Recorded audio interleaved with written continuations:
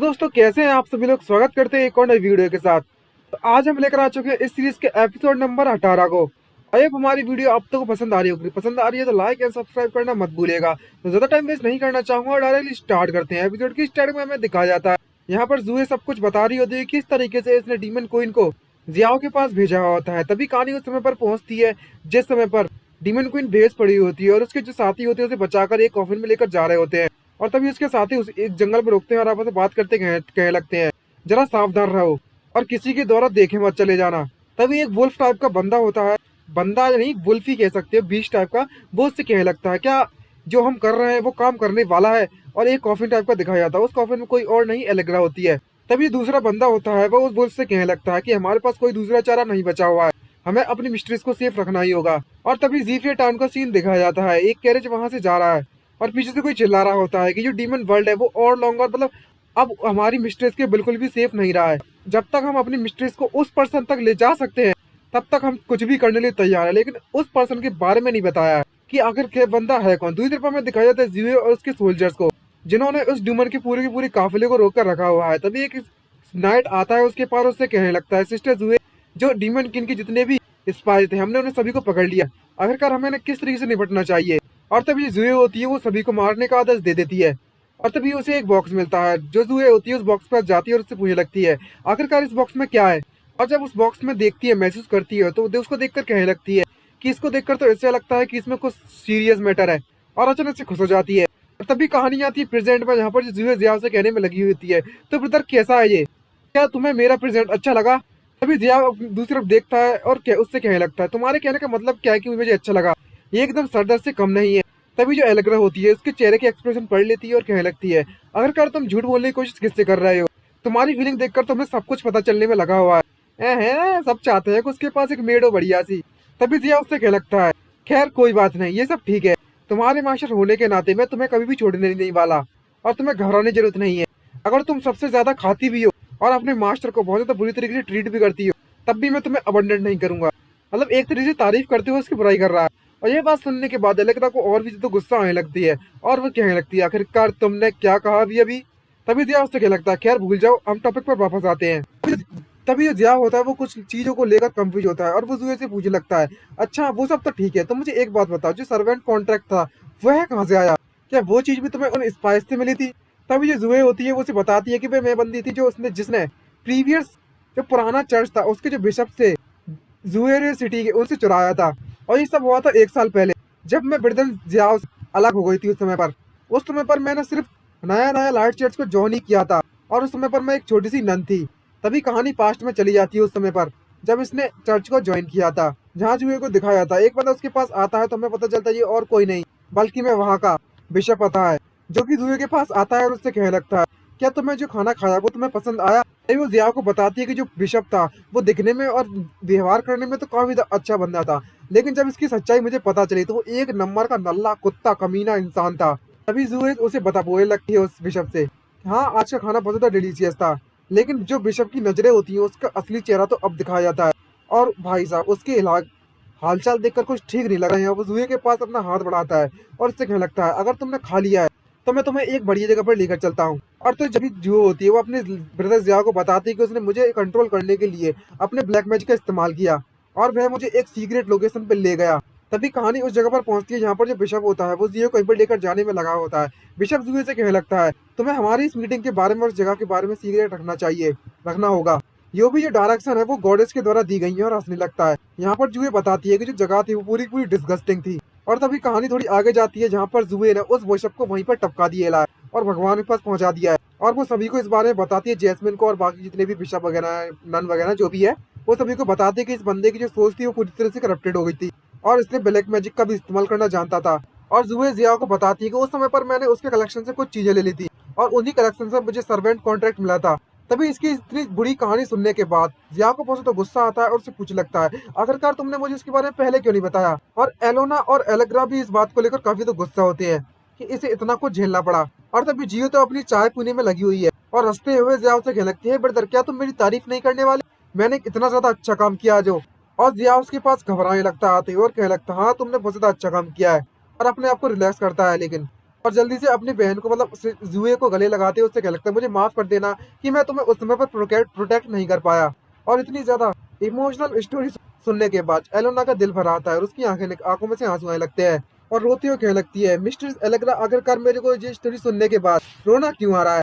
तभी जो एलेग्रा होती है वो अपना कभी कोल्ड वाले एक्सप्रेशन बनाती है और उनसे कहने लगती है, तुम भाई बहन वाला जो प्यार है क्या तुम बंद कर सकते हो यहाँ पर। तभी जुए एलेग्रा को जलाते हैं, उससे कहने लगती है, यहाँ ब्रदर जरा देखो सही, किसी को देखकर ऐसा लगता है कि यहाँ पर जलने में लगा है। और जब ये बात सुनती है एलेग्रा तो भड़क पड़ती है और उससे कहने लगती है, आखिरकार कौन जेलस है यहाँ पर, ये तुम्हारे लिए बेटर होगा कि तुम्हारे मुंह से क्या निकल रहा है।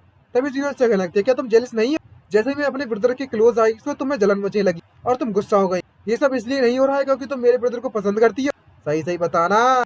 इसका मतलब तो ये हुआ कि इसे जो डाउट है, इससे हमें पता चलता है कि जो डीमन क्वीन है वो जिया को पसंद करती है। और जब ये बात कहती है तो हमें दिखाया था कि जो एलेग्रा का चेहरा होता है वो टोटली लाल पड़ जाता है और इससे हमें तो शक होने लगता है कुछ ना कुछ तो गड़बड़ है दया।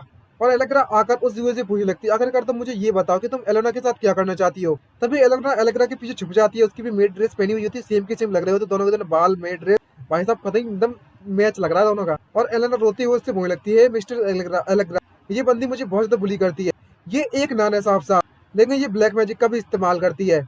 और तो और इसने मुझे नेकलेस पहनने पे मजबूर कर दिया है, जिसके कारण मैं यहाँ से भाग भी नहीं सकती। तभी ये बात सुनने के बाद एलेग्रा गुस्सा होने लगती है और उसके पास जाते उससे कहने लगती है, जरा इस बंदी को देखो सही, कितनी ज्यादा चुड़ैल एक नंबर की। और जिया उसे शांत कराता है। तभी जिया उससे कहने लगती है, डीमन किंग तुम कुछ ज्यादा ही झूठ बोलने में लगी हुई हो। तभी एलेग्रा उससे कहने लगती है, आखिरकार तुम्हारे कहने का मतलब क्या है।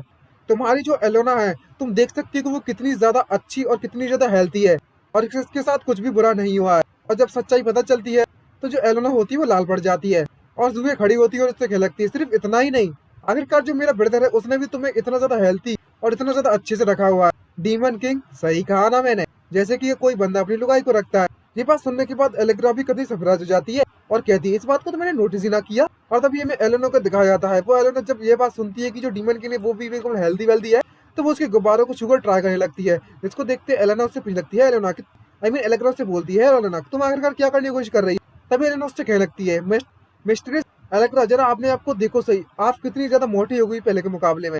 इससे हमें पता चलता है ये कितना खाती है। भाई साहब जो जिया होता है वो भी उससे कहता है कि तुम बहुत खाती हो। तभी एलेग्रा उसके सर पर मारती है और उससे कहने लगती है, आखिरकार हमारी फैमिली में इतने ज्यादा बेवकूफ लोग क्यों है। तभी जो जुए होती है वो एलेग्रा से कहने लगती है, लेकिन मैं इस कैट को तुम्हारे लिए फ्री नहीं पाल सकती। तभी एलेग्रा पूछने लगती है, आखिरकार तुम्हारे कहने का मतलब क्या है। तभी जिया उससे पूछने लगता है, जुए आखिरकार तुम क्या कह रही हो। तभी जो जुए होती है वो उससे कहने लगती है, मेरी बस एक ही रिक्वेस्ट है, अगर तुम मेरी रिक्वेस्ट मान लेती तो मैं तुम्हारी एलोना का अच्छे से ख्याल रखूंगी। मैं चाहती हूँ कि तुम एज अ डीमन किंग मेरे साथ एक अलायंस बना लो। ये बात सुनने के बाद दोनों के दोनों शौक हो जाते हैं और उस समय के बाद जो जुए होती है वो वहां से चली जाती है और कुछ समय का सीन के बाद दिखाया जाता है, जो भी बात जुए ने डीमन किंग से कही होती है वो उस बारे में सोचने में लगी हुई थी और उसने कहा था कि तुम्हारे साथ वर्क कर मुझे अच्छा लगेगा डीमन लॉर्ड। और उसकी यह बातें सोचते हुए जो डीमन किंग क्वीन होती है वो मन में सोचते कहने लगती है कि ये बंदी साफ साफ एक नन है और तो और इसे ब्लैक मैजिक भी इस्तेमाल करना चाहती है और ये डीमन किंग के साथ अलायंस भी करना चाहती है। आखिरकार ये क्या स्कैम बनाने में लगी है। और पीछे से जिया उसे बुलाने में लगा हुआ होता है, हे एलेग्रा एलेग्रा सुन भी रही हो। लेकिन वो अपने ख्यालों में होती है और कहने लगती है, क्या मुझे इस पर विश्वास करना चाहिए। लेकिन जिया को पारा भर जाता है और वो जोर से चिल्लाता है, एलेग्रा।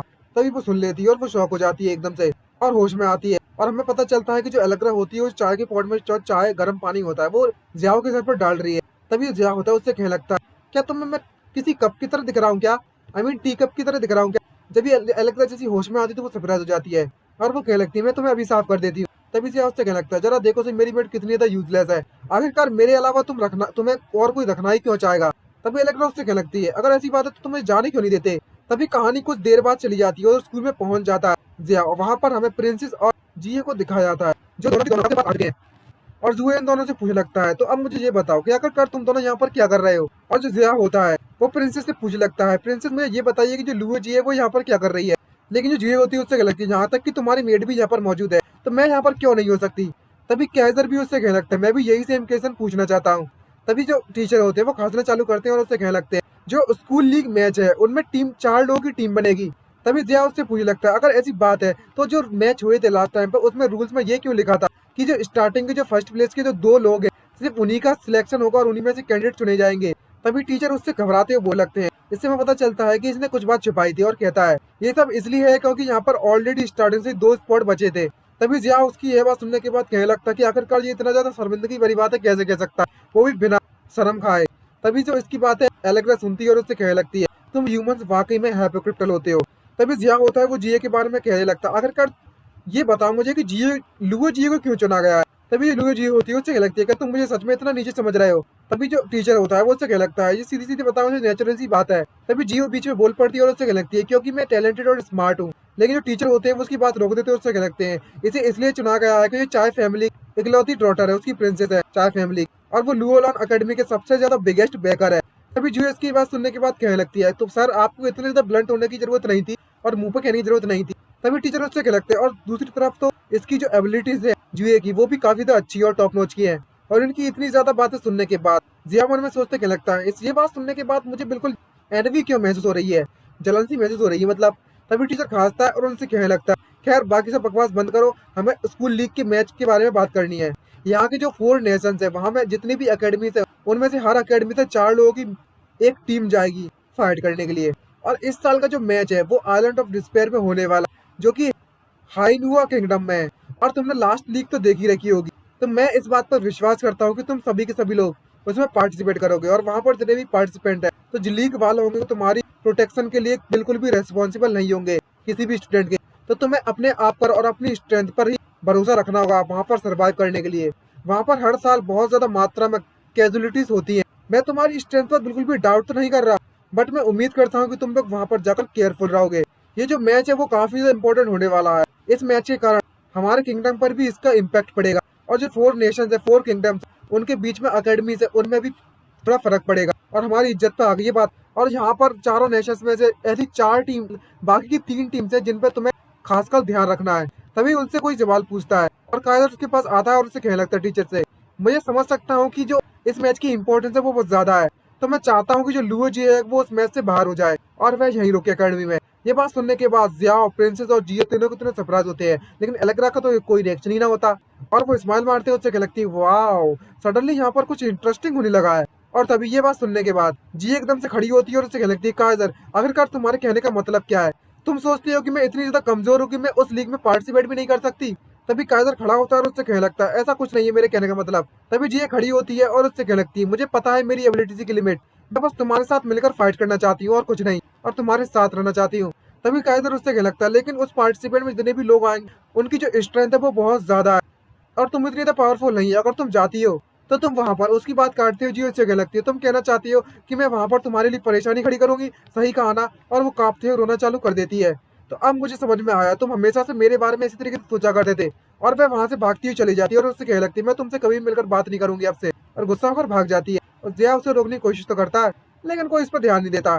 तभी जो जिया होता है वो काइजर से पूछने लगता है काइजर तुम मुझे सच सच बताना क्या तुम सच में नहीं चाहते कि मैं तुम्हारे साथ जाए और तुम सच में उससे बुरा समझते हो। लेकिन जो काइजर होता है वो घबराने लगता है और उससे कहने लगता है मैंने एक पल के लिए भी उसके नेचुरल टैलेंट पर बिल्कुल भी शक नहीं किया है। आखिरकार वह एक हार्ड वर्किंग गर्ल जो ठहरी, लेकिन इस बात से इस बात का ये बात नहीं बदल चाहती है कि उसकी जो एबिलिटीज की लिमिट्स हैं वो बिल्कुल भी नहीं बदली हैं। और तो और लीग मैच के जो डेंजरस होते हैं वो अनप्रेडिक्टेबल होते हैं, अगर वहां पर किसी भी तरीके का एक्सीडेंट हो गया तो वह अपने आप को बचा नहीं पाएगी। और वह इसी बात को लेकर काफी ज्यादा चिंता हो रहा था और सोचने लगता है और कहने लगता है कि मेरे पास इतनी पावर नहीं है कि मैं उसे बचा पाऊं अपने खुद से। और दूसरी तरफ हमें दिखाया जाता है कि जो जी होती है वो वहां से रोती है, भाग रही होती है, चिल्ला रही होती है कायदर तुम बेवकूफ भाई के। दूसरी तरफ में कायदर को दिखाया जाता है जो कि कह रहा होता है कि पहले की तरह मैं उसे नहीं बचा सकता, मेरे पास इतनी पावर नहीं है। तभी जिया उसके पास आता है और उससे क्या लगता है होश में आ जाओ कायदर।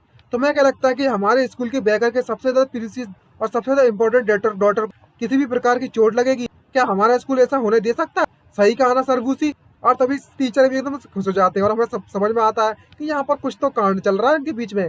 और तभी टीचर खुश हो जाते हैं और उससे कहने लगते हैं अगर तुम्हारे पास पैसा है तो तुम कुछ भी हासिल कर सकते हो। भाई साहब गलत बात है, ये मत सिखाओ बच्चों को, क्या बिगाड़ने में लग गए तुम लोग, कहीं गुंडा बना रखा है ना। तो और कहते हैं इस माहौल के साथ हमारा ये एपिसोड समाप्त होता है। आई होप हमारी वीडियो आपको अच्छी लगी हो तो लाइक एंड सब्सक्राइब करना मत भूलिएगा और कमेंट करके जरूर बताना। तो आज के लिए इतना ही, मिलते हैं नेक्स्ट वीडियो में, bye bye, see you, signing out.